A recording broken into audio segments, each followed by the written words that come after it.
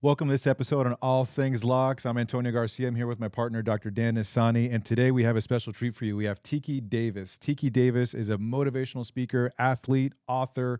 I heard so many really great things about you, and I'm fired up to have you here on All Things LOCS, man. I'm excited to Yes. be here.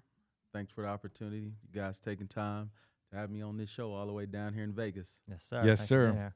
So you're coming in from Texas. Yes, Odessa, Texas. And how long you been out there for? And I've been out there probably this time for maybe like 20 years. I've been back. I left when I went to college back in 1999. Mhm. Yeah. Dude, so I was going, so I got connected with you from a mutual friend, Stephen Christian, with, Ed Milet and everything. Yes. And I was going through your background, and I feel like I would do so much of an injustice to try to Mhm. talk about it. But tell us a little bit about your story, because it is such a powerful story of perseverance, resiliency, and man, it's things where I tip my hat off that you're here where you are today. Right. Well, my story is, I wouldn't say traditional in a sense. I grew up in West Texas, Odessa, and that community is known for football and oil. And I was a product of both. But Mm. also, I was a product of drugs, crime, living in the ghetto, different things that everybody else grew up in that area. So I didn't necessarily knew I was at a disadvantage growing up, but it was pretty much how things operated around there.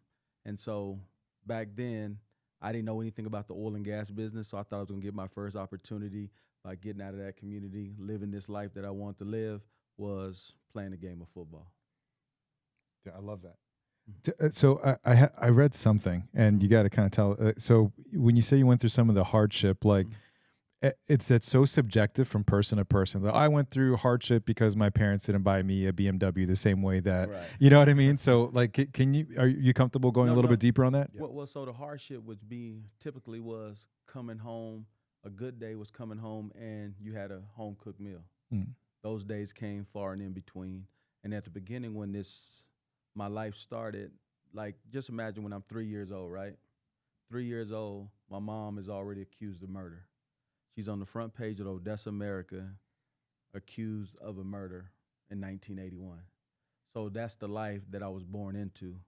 And prior to that, I was a kid that wasn't even supposed to be here in this world. Why do I say that? My mom was a prostitute. Her first kid was my brother, and it was a white man. He was a doctor. So my mom had him as a main customer at the hospital, and she was also getting pimped by a guy named Ramsey. So she was in love with her pimp and also having relations, unprotected sex with this physician. She ends up getting pregnant by the physician. My brother comes out half white, half black. But my mom's in love with this pimp, which is a black man. And so when the kid comes out all white, she says, "Man, I don't want to have kids anymore." So she asked the physician that she's pregnant by to tie her tubes so she'll never have a kid like this again. Hmm. So the guy that's soon to be my father, he's in prison. He get released. He finds out his girlfriend has a kid with another man, which is a white kid, and he gets jealous and he convinced her to untie her tubes to have him a son, and which year and a half later I'm born. So that's how I came into the world in this chaos. Oh, wow. So as your man, that's a start, right? But Yeah. it's interesting because we do, when we look at society, there's a lot of focus on what happens when you're a youth and how that kind of like almost like predicts what's going to happen going forward. But I think it's just really the question I would have, like, well, and I want to get to like something that happened around, when you're a little bit older. But like, how Okay. do you? I think what a lot of people would focus on is like, how do you take that beginning and not let that dictate where you end up now? How do you not let the past kind of dictate your future, even Well, at a young age? So, it's a little traumatic, obviously. So it's like, how do you not carry that forward, and what enabled you to actually kind of get out of that pathway, so to speak, to get to a point where you're here now? well, I think as an early age, I had a mindset of overcoming, and now we call it overcoming adversity, but it was just like getting on to the next thing. So I already knew when I was a kid I was a little bit different than everybody else in my neighborhood because I always worked a little bit more, always found an opportunity, even if it was when other kids were at church. I would stay behind, and the ladies that were sick and shut in, I would go empty the trash, get 10 cents, 25 cents, and I would collect all this change over time. And my grandmother would give us these rolls that, with the penny rollers, the nickel rollers, and we would do all that kind of thing. So I've always been a leader, that's when leadership started, because at that time I was a born hustler. I call it a hustler. But when it was time to take the money to the bank or to the grocery store to cash in to get real dollars, my grandma said, you got to be a leader. And she would split the money with me and my brother. So early on, that was one way I started being an entrepreneur, getting money. We also used to live behind a bar. And so every Saturday morning, my grandmother would tell me and my brother to wake up early to go get the aluminum cans before the Hispanic man get the can. I don't know, back in the day, they would have this. Don't let Julio beat you. Yeah. Get out there, get that money. Yeah, don't let him beat y'all and get these cans. So Julio would have the, Fucking we can Julio. use Julio. Julio would have the mop stick with the nail at the end of it, right? Yeah, yeah. And he would do it like that. But my brother would throw me in the trash can. I'm in the trash can. I'm throwing the cans out. Boom, boom, boom, boom. And so, but then the hustle started because my grandma also was a bootlegger. Ah, So she would bootleg alcohol and stuff like that, kind of like homemade liquor, and also use her Social Security check. But when we have those cans, we just didn't smash the cans. We have these cans set up, and we would put a little sand in every can. oh, Because for we the used- weight. For the weight. Yeah. And then we'll smash them, and then we would go sell them. And sometimes she said, let's let it rain before we go sell them because everything weight. So I've been hustling at an early age. So I'm learning this at 5, 6 years old. So definitely grandma was a huge, huge importance for you in terms of getting you on the right path and kind of creating that entrepreneur leadership Oh, yeah, mentality. absolutely. Absolutely. And it just like that started. And so that childhood in that bad neighborhood, I would bounce between grandma's house. I had 2 different grandmas. I would bounce between their house and with my mom.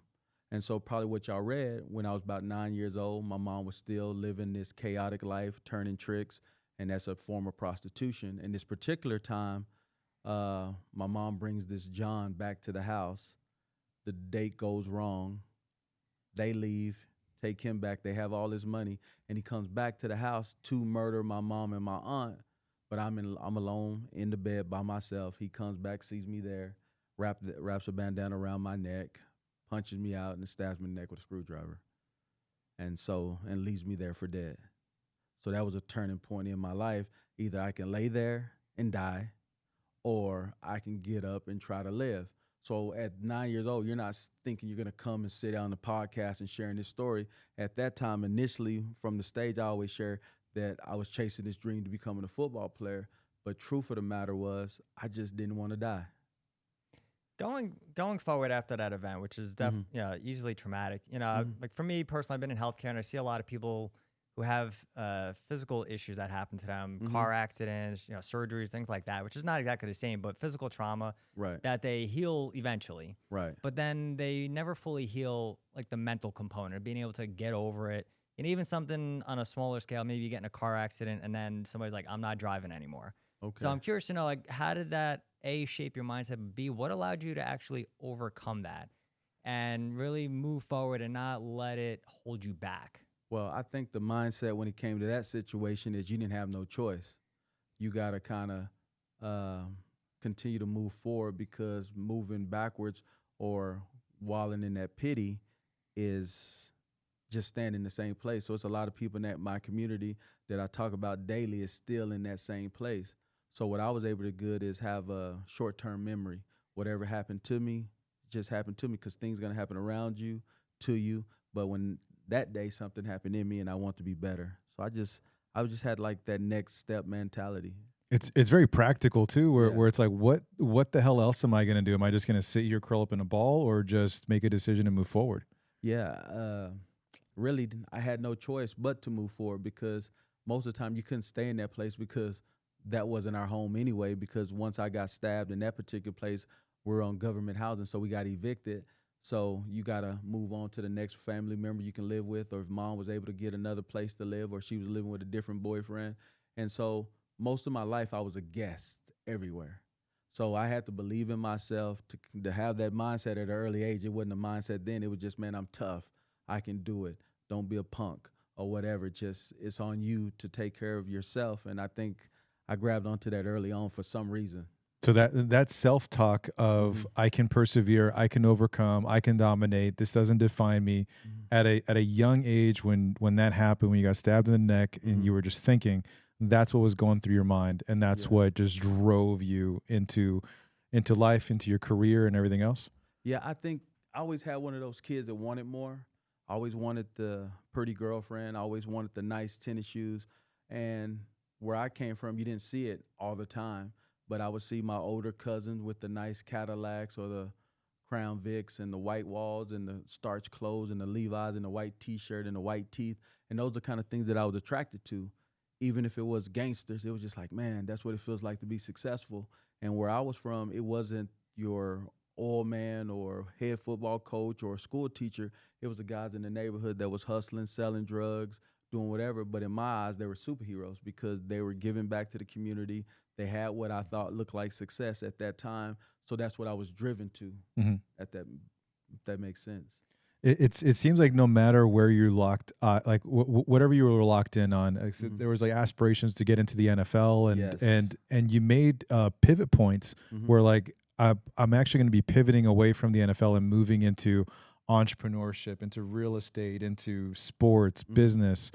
I find it's crazy because you find some people where it's like either NFL or bust, right? Or it's like NBA or bust, or it's like this or bust, and then because they don't hit it, they implode, they lose their shit. But it sounds like you constantly locked on to almost like the next best thing and you continue to dominate from there. Yeah, because you have no choice. Because like when I realized my football career wasn't going to take me to the NFL, right? So I always say I had to put down the football and I picked up the books because I realized I just didn't want to be a player on the field of athletics. I want to be a player in life. Right. How does a player in life look? It looks like being the best father you can be, the best business person. Do what you say you're going to do. Show up on time. Do what you need to do to just get it done. Paycheck, Yeah. And so that's what I was willing to do. So it wasn't always speaking on stages. It wasn't always working for the number one oil man in the world. It started out like washing cars at 18 at a dealership. And I'm washing cars, and I don't know the owner of this dealership is paying attention to me. And by that, him paying attention to me showing up every day, working on Saturdays, he says, I see something in this guy. I see something that he's more than a car washer. And he came to me and he says, hey, I want to send you to college. So that's how I ended up going to college because I was busting my butt, washing cars for, I think, $7.25 at that time for 2 years.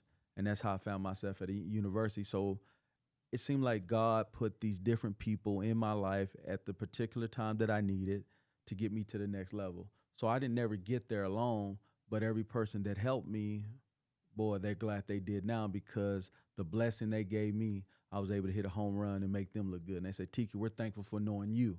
But back then, I was thankful for knowing them. Right. So when when you're making career pivots and life pivots and you're being very flexible, kind of going with the flow a little bit, but you mentioned some real good stuff there, which I really appreciate, which is almost how to differentiate yourself through just grit and taking initiative, right? You said I showed up on Saturdays, maybe it wasn't required of me. Right. And people recognize that, but I find that it's really important too that as these people show up in our life, are you present enough to actually be aware of who's trying to help you out, right? Because there's opportunities that we're presented with that a lot of people don't see, and then they want to say when they're in their 40s, like, I never had the opportunity versus like, were you present and paying attention to it? That's what I say all the time because I'm kind of a real stickler, real tough, and people might say, man, you speak down on people. No, I believe every person on this earth has had an opportunity for somebody to help them. It may not look like the help they want, but everybody's had grace or hand extended to them to make them be better people. So what I was able to identify at an early age, it didn't matter how much or how little or how great the helping hand was, I always recognize it. I never missed the mark on a person that was helping. If it was a kind words, it wasn't always in a form of money or things like that. It was just like, man, this is a good person to know.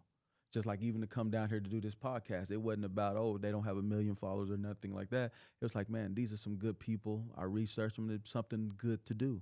So sometime a bridge to get you to the other side where you're trying to go. So that's how I looked at life in general. It wasn't about what I could get right now. It was about the relationship, the opportunity, and recognize them. So 90% of the time I recognize any opportunity to help me pivot to the next stage of my life. I appreciate the kind words, by the way. Yeah. staying on that track of relationships, I feel like people tend to be a little too transactional nowadays. Yeah. Right. Like it's very transactional where they see where they can get from somebody. Right. And you worked alongside and you were mentored by Clayton Williams Jr. with CWI. Right. Tell us a little bit about him, just so the audience knows, but then also like what was that relationship like and what are some life lessons that you got from being mentored from someone of that caliber? Well, Clayton Williams is a guy, a wildcatter. So for the audience that don't know who what's that? so a wildcatter is back in the late 70s, 60s, or even a little bit earlier than that, maybe the 50s, 60s. He was a guy that had owned a ranch, right? It's called Clayton Williams Ranch, but probably wasn't that the name when he bought it, but he turned it into it. So you have acreage. So acreage is like just a whole bunch of open land. So wildcatters, what he would do is just go out there into the field and just start putting drilling words. I think it's oil here. I think it's oil here and oil here.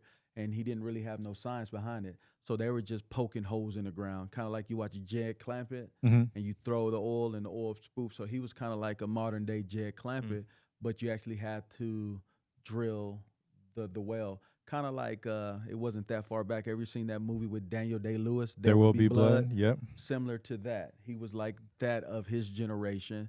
So the rumor was that he was a prejudiced man, but he really wasn't because I worked for him. But the blessing and my opportunity that I got for him, I was the only quality control engineer that ever had that type of level of position with him. And so with that opportunity, Clayton Williams, a little bit more about him, he was the number one, at the time of his death, he was the number one booster for the University of Texas A&M. He has a statue there. And so normally he didn't hire nothing but Aggies.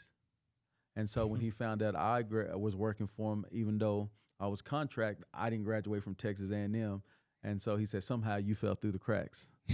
And he didn't care because in West Texas, you don't see black, you don't see white. Only thing you see is black gold. And so long as I could save him money on those fracks, so particularly what I did for him, you have a service company like a Halliburton or a BJ Service, a service company, and they'll come out and they'll frack his well. So when we drill the well, design the well, and say where the oil is, fracking is the stuff that they say causes earthquakes. So that's what I did day in and day out for like 15 years, and I did it for him for like 9. So what I would do is when they bring Halliburton out there to the job site for Clayton Williams, I was the middleman. So I was making sure type of fluid you pump in the ground, how much water, how much chemical, how much sand. And if you was off by a pound of sand or a gallon of chemical, I was the guy to tell you like, no, you pumped too much, you didn't do enough. And so if anything that went wrong, I would write in my report, they say the design was to pump 50,000 pounds of sand. And they pumped only 30,000 pounds of sand. So if that well failed, I would put in my report, they didn't go on design. It was probably pressure, well, whatever. So if it was a dispute where the well didn't come in good, we have an argument that I'm the expert to say, hey, you didn't do it to design. You didn't pump too much chemical. So when I point this $16 million invoice or $55 million invoice that you didn't pump the design, you can't charge us for these chemicals that you didn't pump. And if this well was on failure, the reason it fails is because you didn't pump it to design. We understand we can't control the earth, but we always had an argument. So I was the middle guy, the expert that argued, and I saved them millions of dollars a year by just me being the middleman and being a third-party presence as the quality control engineer. Dude, I love that. I'm kind of curious on when you're doing things at that level, and you're saving millions of dollars and you're basically with quality control. Yes. What are some things that you wish, or that you like, if you can speak into a megaphone to entrepreneurs all across the world, where like, these are some tried and true things that we did here that I think every business should be doing? Well, for every entrepreneur, the key is, like we say, don't make it about money at the beginning. So when I started out working for Clayton Williams, the owner of the company, the founder, didn't hire me. It was a guy named Armando Madrid. He was a Hispanic engineer. Mondo. That's what he was. And so he brought me in. He interviewed me, and he says, Tiki, I'm looking for a guy that can do X, Y, Z. They're robbing us for money, but I can't be inside the van, and I need somebody on the outside that can be the eyes and the ears and on the radio. And then he said, well, how much are you going to charge me? So particularly at that time, consultants were making at least $1,000 to $1,500 a day. So me, I just need an opportunity to get in. Actually, I'm a second chance person. I'm not getting all these opportunities. So I knew if I could just get in, I can prove myself. So I asked Armando, I said, well, you have a number in your head. This is something new that y'all doing here at Clayton Williams. I said, so whatever you want to pay me, pay me. But if I do you a good job in 6 months, we renegotiate. So that's the opportunity. And so he told me $400 a day. So, but I was like, man, I ain't making $400 anywhere else. And at this time, I'm 29 years old. So understand how young I am and with this opportunity. So I take the $400 a day. And I was probably making about $1,600 a week. But about time that I finished there, I was making $2,500 per day. And then over time, like my first year, I might have made $100,000. And at my peak, I was grossing $1 million, one-man show per year working for Clayton Williams. That's a great lesson, because there are a lot of people who they really haven't done much, but they're like, all right, you pay me full price, or that's it. It's like, Alex Hormozy talks a lot about that, where he's like, work for them for free, even just like prove yourself. Oh yeah. And if you're confident in your skills, like they'll hire you. So I do find that's really valuable there, where it's just you get so stuck on just I want to make my money now versus all right. Sounds like you're more interested in kind of playing the long game a little bit, right? And so that's the most important thing in business is the long game, because you just need to get in, get an opportunity, and prove yourself. So in anything, even now, all I want is an opportunity. I know what I'm going to do when the opportunity is presented to me, because I'm going to be the hardest worker in the room. I'm going to do my research, so I'm going to know everything about the business, who's in it, who's good, what do I need to do, and I'm going to evaluate myself with a trained eye. What do I mean by a trained eye is everybody in that industry and what they're doing. A person off the street, they won't know if this is a great podcast or not, because they're looking, every podcast is the same. But a person that's in the podcast space, they're going to look at it a trained eye. So in the oil business, I knew what everybody else was making, but I understood, hey, I'm not a consultant. I never been in this space on this level. So I'm like, hey, just get in. And then once I start getting experience, then the trained eye come in, because this guy from this company said, hey, man, do you know about that little black kid over there at Clayton Williams? Boy, he's saving them $10 million a year. And so now it's word of mouth. So now when I go over here to a Concho or Chronicle Phillips or Shell, say, hey, man, are y'all looking for a quality control engineer? Like, yeah, we are. Who you work for? Well, I only work for old Clady. And so that gave me borrowed credibility and gave me an opportunity to partner with other companies. And then when I went over there, I wasn't charging them $400 a day. I was coming in $2,500, $550 a stage. So now the person that got me in the game, I can grandfather them at low prices. But these new people, this opportunity down the road, I can shoot them up and pay above market or at market price. And guess what? I train duplicates of me, other engineers, and I didn't even have to be there. Smart. So, and you mentioned a real key word there that I just want to hang on for a second. It's credibility. Right. And that's just, I feel like that's something that a lot of people don't focus on. They don't have the credibility, but they just think like, hey, I'm here, so pay me what I think I'm worth versus what have you done? And it's just, well, not much. So, right. You said you put the work in. That's the proof. The proof is your credibility. I'm curious to know, once you made the move, not just into gas, but then even out of it, right? We talk to a lot of people in healthcare where there's a big transformation going on that a lot of people are looking to leave because it's, they get in, they're burned out, they find it's maybe not as fulfilling, but then went through 6 to maybe 10 years of school. So in their head, it's what do I do next? Like, what the hell is the opportunity that's going to be presented to me? What did you do to help you go from one field to the next? Like, what kind of preparation did you do, and what would you say is the major skill set that somebody maybe in healthcare could borrow from that? Well, in healthcare, you just kind of, it's like a sixth sense in your head. So I was making so much money, so I was always mindful, like, man, I can't be making this much money forever. So what is my exit strategy? So when any entrepreneur kind of know a business business model is, what I'm going to do with this. So am I going to hold it? Am I going to pass it down to my kids, or I'm going to sell it? So every business I got in, I had an exit strategy. So with the oil and gas, my exit strategy was, hey, I think I've made enough money. Clady has died. He sold the company, so the business is changing. I know I can always get back in it when I want, but I need to set up myself for the future.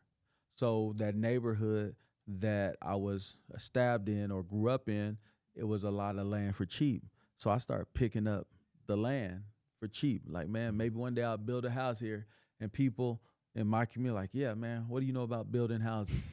But hey, I knew land was going to be worth something eventually. So I bought all the land, you know, probably about, I probably built in that old community to date, probably like 10 houses. And I probably flipped them, probably about another 22. And that's all residential. And then we also done 4 commercial properties. So there was this building whenever I was 25. I bought this building. It was an 8,000 square foot building, and I bought it for $19,000 back in 2005. So when I started making money in the oil and gas, I converted it into my laboratory where I ran my oil company out of. So every time I got a little bit of money, I was always quick. I said I knew real estate, and it wasn't so big. People weren't talking about it like it was now. But somehow in my head, I own this. Let me put some money in it and make it worth. So now that same property, I got it appraised. It appraised right like at $899, so about $900,000. Oh, yeah. So it was just always a sixth sense that like I got this asset, and we wasn't calling it an asset then, but I own this property. Let me make it worth more. So I always had a sixth sense to move, like something God gave me, that discernment in my life that tells me where to go and how to move. No one, it's a gift. I can't really explain it to anybody. It just I just know. Well, I will say you did mention something now that it's not a gift per se, but it is a valuable insight that a lot of us don't have, which is start with the end in mind, right? Something I think Stephen Covey says, like, all right, I got into this now, but it's like, what's my end game? And I find that's where a lot of people struggle is the end game for them maybe is in 30 years. Right. They think it's in 30 years, but then it's like 10 years down the road. It's, all right, this is the end game now. I didn't anticipate this. So what do I do? So I do appreciate that mindset, so to speak, because it is not common, but it's when we start with the end of how do I want to wrap this up? What's my next play? I find that just a lot of us don't do that even in business. So that I would think be something where like, I don't know what I do. That's a strong suit that a lot of people definitely don't take. And like even before I got into the speaking world, I wanted to try something new. Is because I felt like I had a story that could help people. And initially when I got into it, I tell everybody I didn't know it was money attached to it. I thought it was more being a orator, storyteller. It's like maybe my story can help somebody. But my first coach that I hired to coach me was Les Brown, and he let me know there's a value in your story. Mm-hmm. Mm-hmm. And so I ended up getting the name the Tiki Factor. Is when I hired him as a coach, he says, your name is unique. I want to brand you with your name. So that's how I became the stage name, the Tiki Factor, from investing in myself, hiring arguably the best speaker in the world to coach and train me. And so I learned some do's and the don'ts, what to do in the business. But it was I'm always looking for my next opportunity to get me to where I need to be. And so most like people say right now, what's the goal? Most people say the freedom. You have enough money to have freedom. But even long before I got into speaking, I was like, man, I might have missed it because I had the freedom to move and go as I wanted. And then chasing something that you really feel like is your destiny, what I feel like the speaking piece of my life right now that can take me to the finish line and writing books, I think now in the future it's going to give me the freedom because I had to invest. Like now just jumping in something new. No one knew me. I had to build this brand. I had to do something totally different that I did before. Then you got all the people, may say the naysayers or the non-believers, like, why would you leave the oil business? You're making so much money, or you're doing so good in this real estate or whatever. But at that first time in my life, one thing started to change the positive for me. I said, now I'm going to do what I want to do versus what I have to do.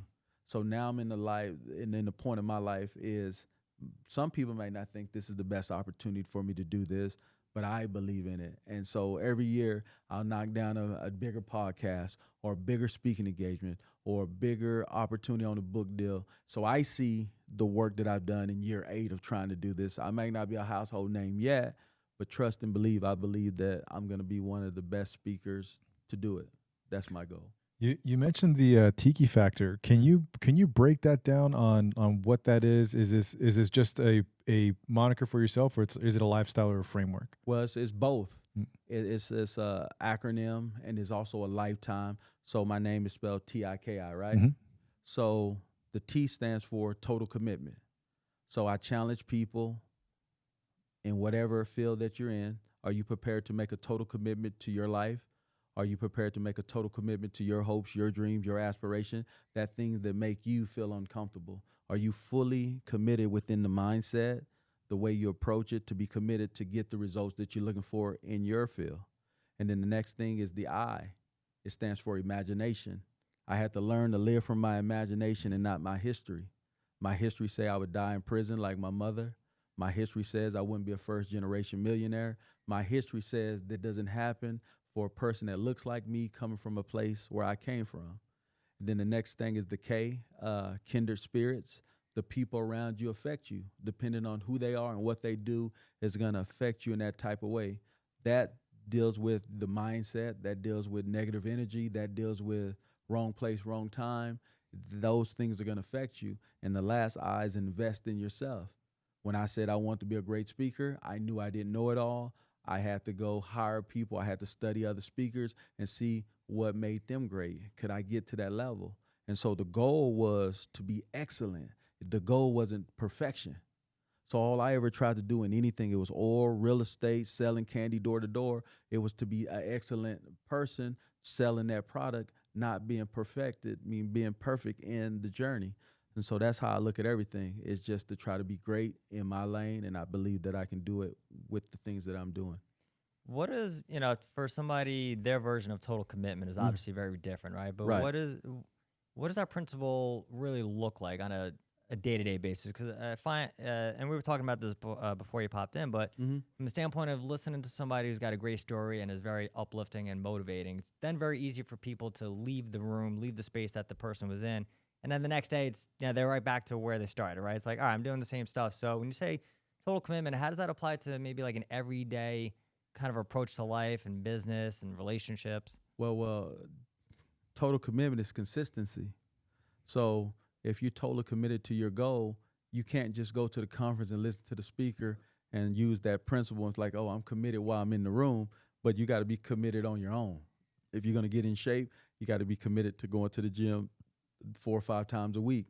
You got to do cardio, you got to do weight training, you got to do swimming, you got to do sauna. It's so much different things that go into that commitment. So when you take that same commitment into being a speaker, hey, you got to work on reps in front of the mirror. You got to work in small crowds, larger crowds. You got to work on your cadence. You got to work on your 15-minute speech, your 30-minute speech, your hour keynote. It's committed to do that. If you want to be a better reader or better orator, how many books are you reading? How many podcasts are you listening to? So you got to put that kind of work in. That's how the commitment that I had to do it. So as a guy that had said, Tiki, you want to be one of the best speakers in the world? I said, correct. He says, what is all this stuff that you got going on?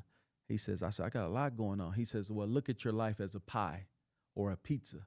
I said, all right. He says, so say you got 5 slices of pizza. He says, so how much time do you spend at your restaurant a week? I said, probably about 25%. He says, okay. He says, how many do you spend with your family, your daughter, or whatever? I say about 20%. He says, man, that's about 50% of your pie. So how much time do you do with your real estate? So I seen where he was going. I saw about 15% because I got my crew. So that's still 65%. Then he said, so what do you time for yourself? I say 10%. He says, so that's 75% of your pie, right? He says, so you saying you want to be one of the top speakers in the world, but you'll never be the top speaker in the world because you're only giving 25% to it. He said, you got to give more percent of your time to something that you say you want to do. He said, the only separator between you and the best speakers in the world, and I've been around them too, and they're good. The only difference between you and them, Tiki, is they do it every day and you do it sometimes.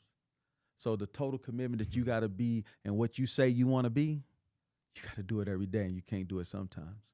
That's the commitment you got to have to be great in anything that you want to do. All right. So, kind of going back to the speakers, like I think we touched on it a little bit ago, even before it was offline, right? Where there's a lot of motivational speakers out there where they have these crazy stories, true stories, genuine stories, and there's some that Dan and I have seen and witnessed where it almost comes across like they're angry or they're holier than thou, or they've been doing it for such a long time where like they can't even connect with the person that they perceive to not have like that much of a trauma or like a bad situation, and they kind of lose that. How do you stay humble in knowing that like you have a really, strong background, and then someone may not have that, but still motivate them and still come from a place of empathy and understanding? Right. So what I do in my day-to-day life is I'm still connected to where I came from, Mm. and so every time I go to that environment, I'm humbled because I see how blessed I am to move and to live and the opportunity that I have. Even just being here in Vegas, I see it and I'm reminded on the blessing. So I would never ever think too highly of myself to forget where I came from because just like that, the tables can turn. Yep. And sometimes these cats that made a lot of money in speaking, and I'm not knowing who we're referencing, but sometimes they forget because they don't think they can ever fall back into where they were. For me, I never got into the speaking industry for the money because I had success going into it. So it was blessed. I had an opportunity to be blessed to do it because the success that I had. So a lot of these guys lie a lot, right? Mm-hmm. And I don't think anybody really cares about your story so much unless you win at the end. And so a lot of these guys act like they win. Then when you see behind the curtain or in the green room, you're like, man, this guy's not who he said he was. So I've seen some of those different situations.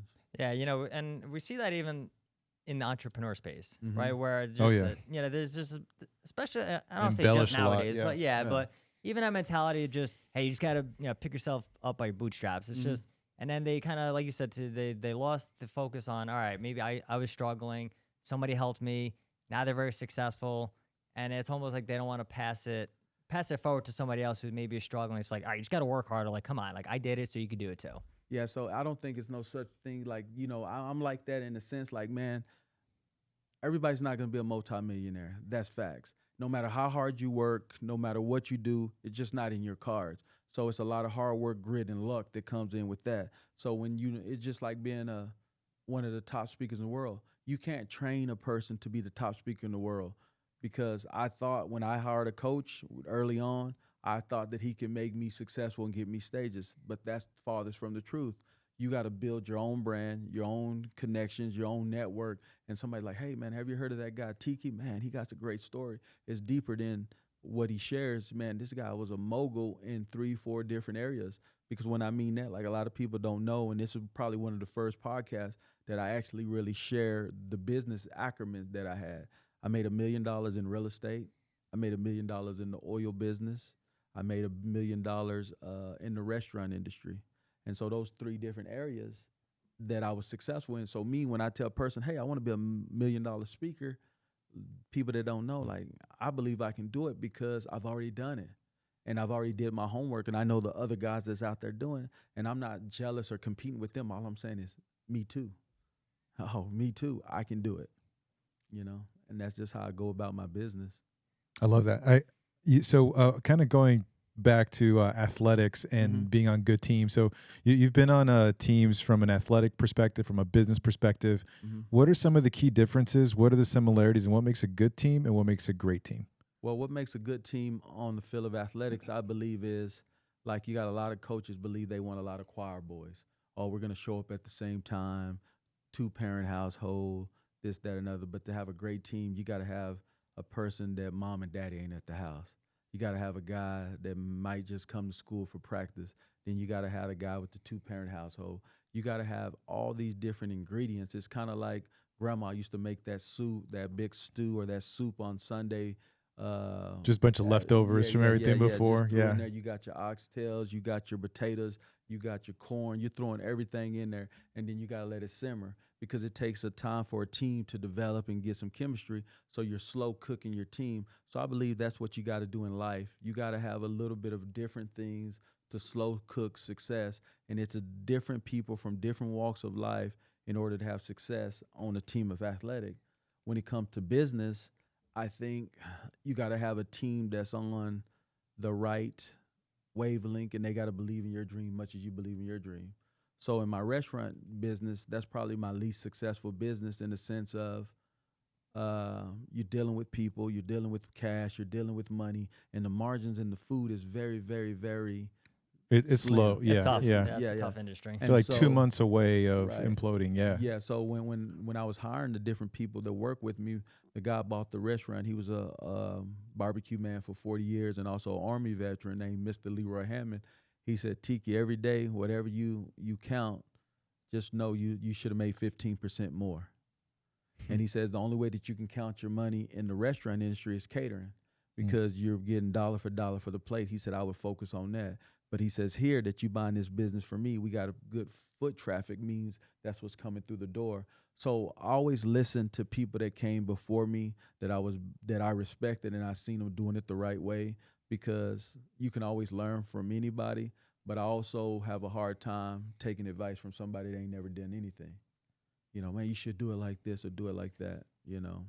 You said something a second ago that's really strong. So especially when you're thinking about like diversity of thought and background, it's not a race thing. It's not like, and I love that you were saying like you got to have someone that is gritty. You have someone that comes from church with two parents that love them. You have someone else that's you know, they had their own situation, and it's like it's that diversity of background and that grit that creates the right ingredients for that stew. Right. And then you can have success. And I love that even in the corporate world too, because it seems like there's a lot of entrepreneurs that they tend to, in some circles, they tend to hire the same person as themselves. Right. And it's a whole team that's lopsided because they don't have that kind of 360 rounded team. You know what I mean? Right. And you can't have a team working like that. Let me tell you one of the best lessons that I ever learned about business and money all at the same time. So I was 19 years old. I'm working at that car dealership, right? So a guy named Steve Lake, multimillionaire, he owns the dealership. So one time he wanted me to drive this Winnebago, and he told me, Tiki, meet me up at the front. And I said, you going to ride in my car with me? And this is about the time when Ricky Martin was the hottest guy in the world, living the Vida Loca song, right? So like 99, 2000, 99, 2000. So I remember Ricky, that shit. Yeah, so Ricky Martin is the biggest star in the world. And so we're listening to the local radio, and that song was on. Dun, dun, dun, dun, Living the dun, dun, Vida Loca. Yeah. So my boss, the owner of the dealership, so everybody at the dealership seeing him get in the car with the only black employee at the dealership. We're riding. I had a Coupe de Ville Cadillac. He hops in the car with me. And so I said, man, this is my opportunity to talk to him about money and what does it feel like to be rich and all this. So this was my education, being this close to a millionaire when I'm 19. So I told him, you know, and I hate when people say this to me now, but it was a valuable lesson. I'm 19, and I tell him, I said, man, it must be nice to be rich. I hate it with that. And he goes, well, and he laughed at me. He goes, Tiki, what do you mean by being rich? He said, you probably got more money than me. Then I'm thinking like, now you're messing when you're patronizing me. Yeah. Right? How dare you? He goes, Tiki, how much money you got in your bank account? So I was proud. I said, man, I got about $2,000. He says, that's probably more money than me. I'm like, man, you got to be kidding me, man. Come on, man. What are you doing? He says, you see the dealership? And I said, well, explain. He said, you see the dealership, right? I said, yeah. He says, did you get a check on Friday? I said, yes, sir. He said, do you think Mr. Bew got a check on Friday? I said, yes, sir.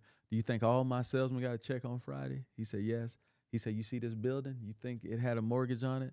You think all this? He says, so after I pay everybody and I pay myself, he says, the company might be at negative $1 million, depending on what we do. So I might be in the hole $1 million, and you told me you got $2,000 clear and free to your name. He says, so in reality, Tiki, you probably have more money than you because you don't have no employee or no overhead. He says, so when you look at somebody, never say it must be nice, because you don't know the struggles or the overhead or the responsibility they got with their position. So that was my first money lie. I didn't understand it in that moment, but as I got older, I was like, wow. And now I deal with it day to day. It might look like, hey, I got all this money in this account, but it's accounted for because I got to pay people. So I do that weekly in my own journey, my own employment.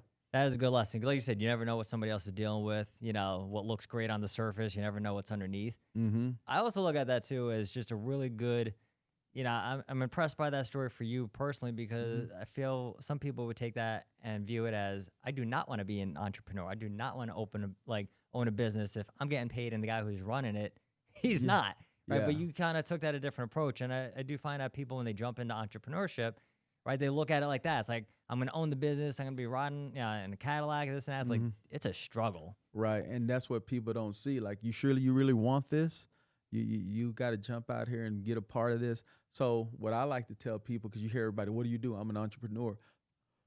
So when I introduce myself, I'm a successful entrepreneur. There's two differences. Entrepreneur and it's a successful entrepreneur, because entrepreneur is for the lazy person. Oh, I'm an entrepreneur. Like, what do you do? I'm an entrepreneur. Like, did you make any money? Like what? Like, anybody's entrepreneur. So sometimes I think that's a lazy term. And then I'm going to tell you another valuable lesson that I learned. So once we became friends, he's going to send me to college. So the college that he told me, he said, Tiki, I'll send you to any college in the United States of America. He had one son that's going to UCLA. He had one son going to the University of Texas. So he says, Tiki, you want to go to UCLA with Blair, or you want to go to University of Texas with Chris? And I like, man, yeah, I want to go to University of Texas. I can play football. But whenever I was thinking, it was year 99, they had the number one running back in the world, Cedric Benson, going there. So no one's going to beat out Cedric, God rest his soul. But he's the second all-time leading rusher at the University of Texas.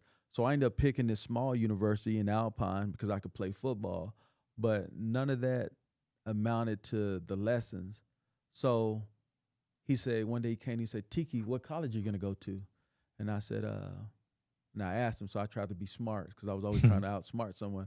I said, so, well, what's the advice that you would give to your son? What school did you send your son to? Where would you tell me?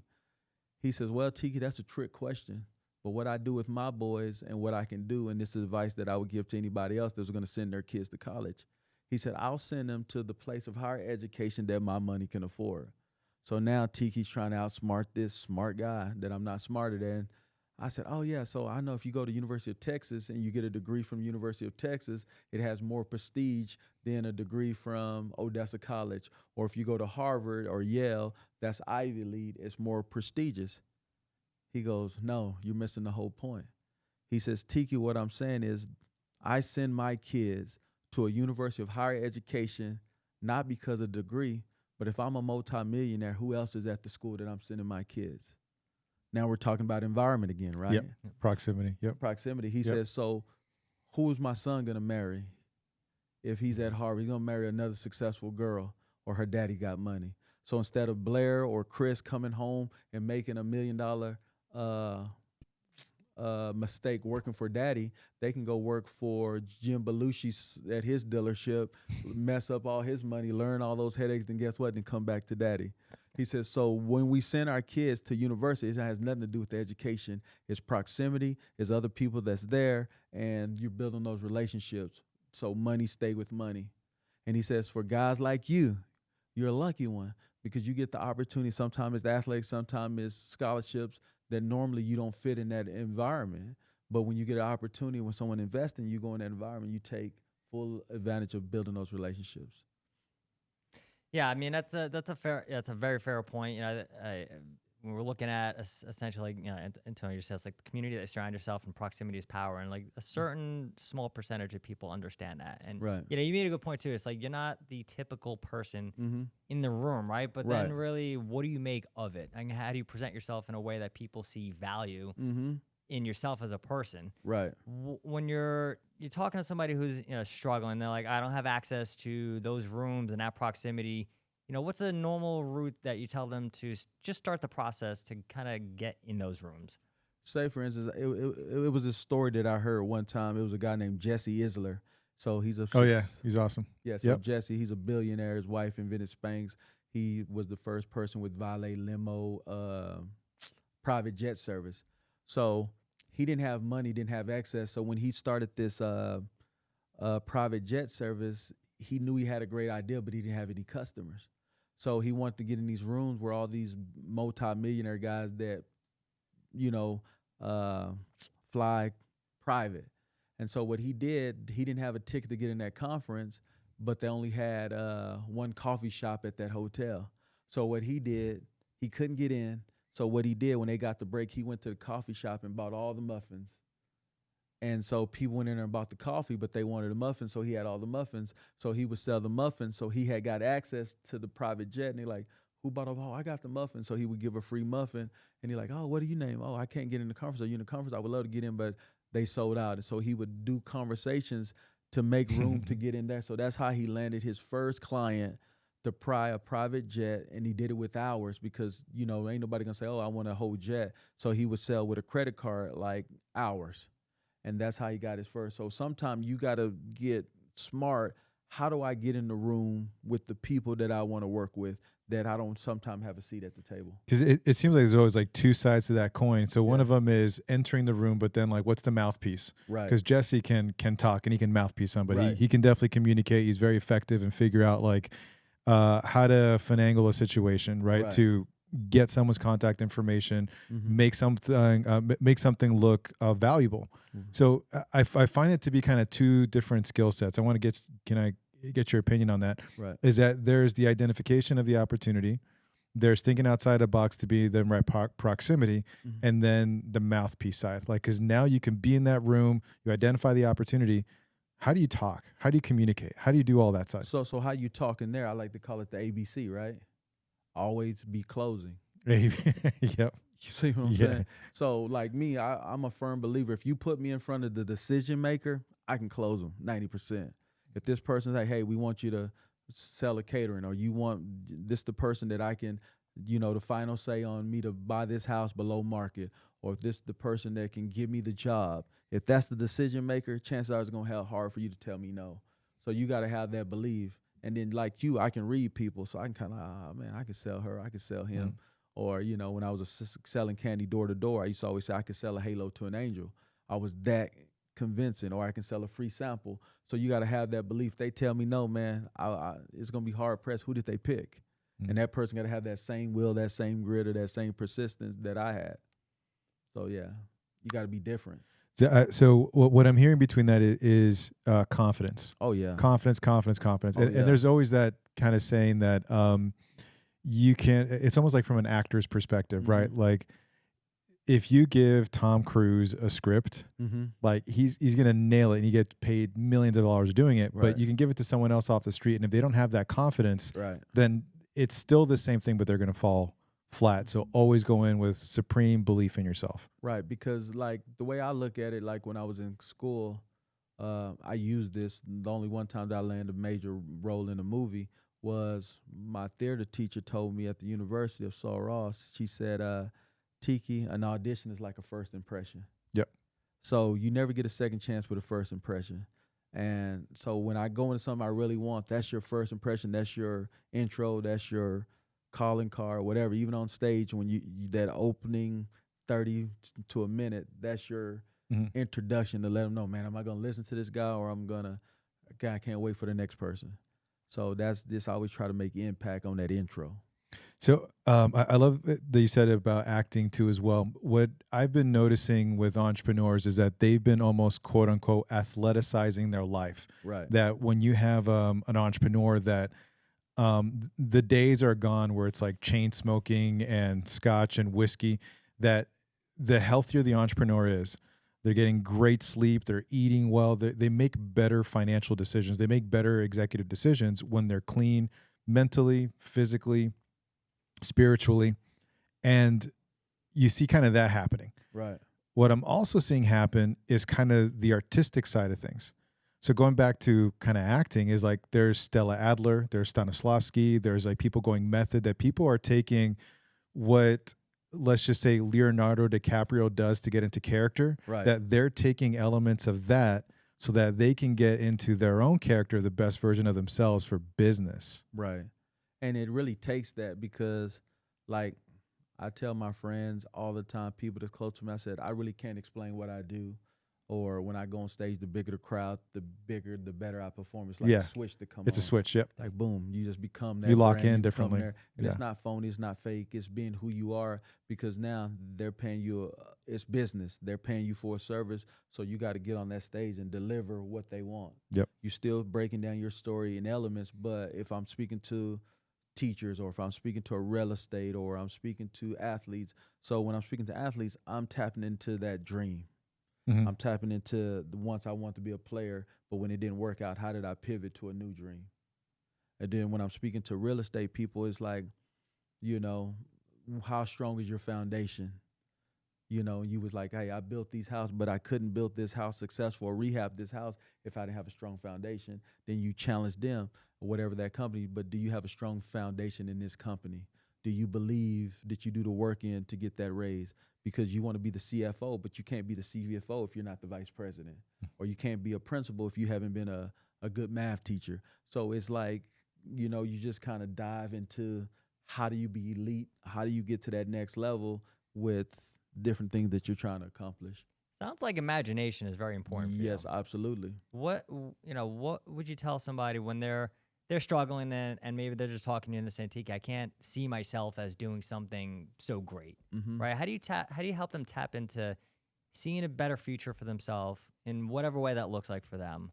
Yeah, so what I would give advice to people is, what are you doing in your life that's altering, slowing down, like that, the health, the fitness part? If you're drinking, you're partying, you're doing drugs, you're mentally behind the 8 ball with yourself, so no one's going to believe in you because you're doing those things. So what are the vices that's keeping you farther away from your dream or your aspiration or that next level, or why you just missing out on success? So the first thing what I'm doing is, when I see a person and people might think it's judgmental, like, man, you're never going to make it because you keep on doing these things. The reason I've had the opportunities because I was always prepared for an opportunity. I was never not ready. When a person said, hey, Tiki, whatever it was, hey, man, you get to watch 2 cars today, I knew I better not spend all day on that 1 car. Or like, hey, man, I got this flip property. When COVID hit, you know, a lot of stuff came available. It's like blood in the water, like in the ocean. Like, oh, man, I saved my money so I can buy this cheap property. So it's always not living for right now. I've always lived for the future, because no one can predict the future. But if you protect the little things, when opportunities come, you'll be in a better position to win. How is that mentality carried over to the work that you do with small business owners, right? Because they're a lot of them are struggling, not just right now, but just in general. It's hard for those businesses to thrive long term. So how does that mentality you just really described quite well, how does that carry over to that group of individuals, and why is it important for you to really deliver a lot of value for them? Well, I think it just depends on the different age group of the entrepreneur, the small business owner. You got these YNs, or these young guys that think you can get $1 million in 2 weeks. It doesn't really work that way. We all wish. Yeah, they don't really think that it's sacrifice, and, you know, they want it right now. Sometimes the season, like the old school business owners, like, we've done it this way for 20 years and we're not changing. It's hard to get them to get away from like the handwritten tickets to like a digital or the DoorDash or whatever stuff. So sometimes their business won't grow because they're willing not to change. But the most important for those small business owner is the people. The people that you have around. Like, I got some 18-wheeler trucks on the road. I cry about the drivers that I have every day, because that driver makes or break you. And one driver I got, he's 75 years old. Boy, he gives me a stroke every other day. Mr. David, rest his soul. He just married a 60-year-old girl. He's proud of her. But I was like, I'm proud about this truck. She gonna leave if you ain't got no money, so let's take care of the equipment. And so it's just basically I really believe the personnel that you got that's working with you to really the advice to a business owner. It's the people around you affect you. If you got great people, your business is gonna excel. If you have bad people, that business is gonna suffer. Yeah. It's what's that? What Harvard business that you're an aggregate of your top 5 friends. If you're surrounded by excellence or people that are pulling you out of your comfort zone, it's just only a matter of time for you to kind of be in that same thing. Right. So you mentioned vices too as well, because I mean, with Dan and I, we've worked with a ton of different entrepreneurs, and what ends up happening is that sometimes like people are in this cycle, this vicious cycle of it's payroll, it's, you know, HR issues, it's they lost an account, they maybe gained a massive account, like, and now they're scrambling to service that. Right. And that when someone is an entrepreneur, they're twice as more likely to commit suicide than a non-entrepreneur. They are twice as more likely to have addictions, especially around alcoholism. Like it's through the roof, the differences of entrepreneurs and not. And when someone is working like 50, 60, 70, 80 hours a week, and it's like they just need to take that edge off, and that drink, that nightcap, that sniff starts to compound itself. And now they're like, man, Tiki, I really want to go in this direction to get cleaner, but I'm just swimming in all this debt, stress. Like I'm sure you've worked or connect with people that were like that. You're like, man, this is an interesting situation. Yeah, it's very like, everybody has vices, including myself.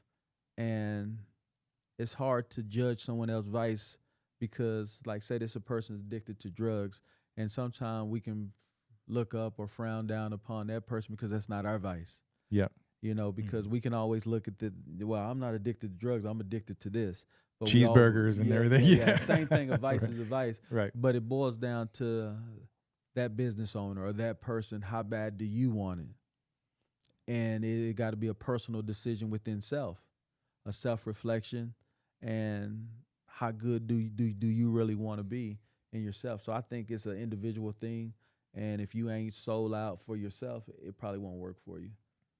I want to move into one thing you mentioned a little bit earlier, which you said really quickly, and I wrote this down, was a book deal. Right. What's on the radar? What's the book deal? Like, tell us a little bit more about that.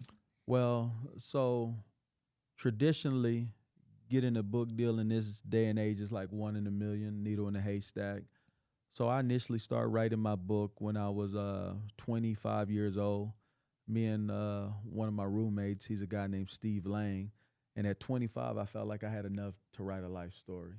Mm-hmm. And we're just sitting on his porch, and he had an old yellow legal pad. And he says, well, Tiki, if you start talking, then I'll start writing. So we started writing that book in 2005. So here we are sitting on this podcast 22 years later. And when I really got serious of writing the book, I had around from 2005 to 2016, I had about 88 pages. Mm-hmm. So from 16 to 2026, we finally put a full manuscript together. The story has growth and layers to it because that 20 years you overcome and you've done things that you never dreamed of. And then at that time, I started to get impatient because you're speaking around the world and you see all these different authors and you see everybody with this book, but you're not understanding the business of publishing everything. Because you see everybody, I'm this New York Times bestseller and all these different things. But 99% of the people at these conferences with these books, if you're not a Tony Robinson or John Maxwell or David Goggins, these type of guys with these major book deals, you're just a self-published author. Mm. And so you see all these books and they're cookie cutter and they're not very good. But you wanted that book in your hand to feel like you're on that level. So that's why it takes time to become who you are.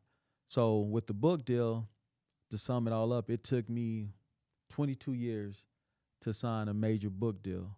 So my partners is Harper Collins and Viola Davis, the acclaimed actress. Mm-hmm. Amazing actress. Yes. Powerhouse. And I formed a relationship with her over 20 years ago. And like I said, relationship is key, relationship capital. Mm-hmm. And how I met Viola wasn't through her. I had auditioned for this movie Friday Night Lights as working as an extra initially. Ended up winning a principal role as Dallas Carter team captain. And a gentleman that was present in the day that was watching me audition for the movie was a guy named Julius Tennens. And he was playing the head coach on the Dallas Carter team on the movie Friday Night Lights. And he seen me win the role. And we were at craft services eating one day. And he came up behind me and says, boy, man, on the plane back to L.A., man, all we did was talk about you, Tiki. They wrote you into this whole movie. I'm like, really? He goes, boy, you're a bad boy. He says, I got a connection to you. He says, hi, my name is Julius. I feel like I'm your surrogate father. And so me and this guy started forming this relationship because he had a son that got in trouble in and out of prison. So he was lacking that son relationship. And my father at that time had not been in my life at 25. So I was looking for this father figure, and he kind of took me under his wing. So this is in 2005. The connection with Viola Davis, that turns out to be his wife. Oh, wow. And at that time, I would go to L.A., not every year, but throughout the years and different things. So he knew I was a big fan of Denzel Washington. So who isn't, right? Like, is my boy Denzel. Yeah. So let me just tell you the commitment. We go back to that commitment piece before I lose this, and I'll finish that question. I remember when I had just started being a consultant for Clayton Williams.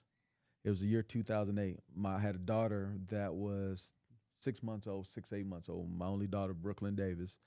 I had this 8-month-old daughter. Now I just got this job making $400 a day, but everybody know I love Denzel.